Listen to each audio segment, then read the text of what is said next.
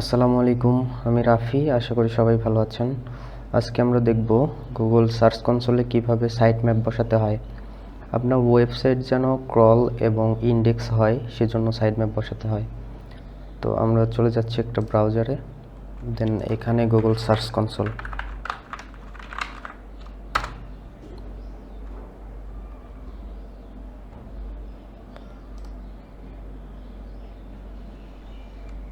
Start now.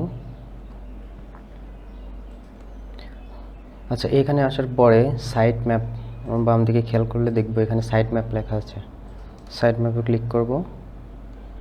দেন এখানে আমার একটা সাইট ম্যাপ বসানো আছে, এটা আমি ডিলিট করে নতুন করে বসিয়ে দেখিয়ে দিচ্ছি।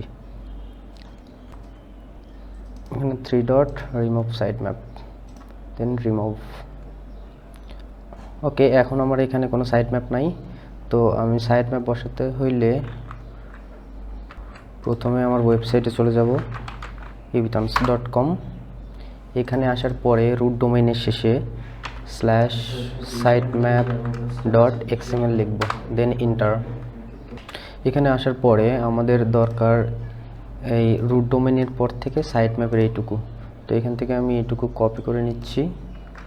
কপি করে নেওয়ার পরে এখানে জাস্ট পেস্ট, স্ল্যাশ দরকার নাই, তারপরে সাবমিট। এখানে সাইট ম্যাপ আপডেটেড সাকসেসফুলি লেখা, দেন আমার সাইট ম্যাপ স্ট্যাটাস সাকসেস। কিছু কিছু র কোডিং ওয়েবসাইটে আপনার সাইট ম্যাপ এক্সএমএল ফরম্যাটটা এরকম দেখতে পাবেন। এগুলো আসলে ম্যানুয়ালি ক্রিয়েট করা। আপনি যদি কিছু ওয়ার্ডপ্রেস ওয়েবসাইট দেখেন এরকম ফরম্যাট আসবে। ধরেন এটা একটা ওয়েবসাইট, দেন এখানে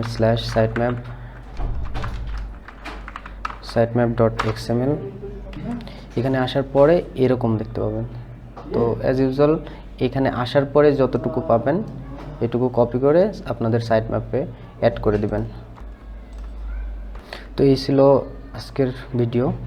সাইট ম্যাপ এখানে সাকসেস লেখা দেখলে ভাববেন যে সাইট ম্যাপ আপডেট হয়ে গেছে। দেন আস্তে আস্তে রোবট, গুগলের বট বা ক্রলার আপনার ওয়েবসাইট ভিজিট করবে, ক্রল করবে, দেন ইন্ডেক্স করবে। Thank you.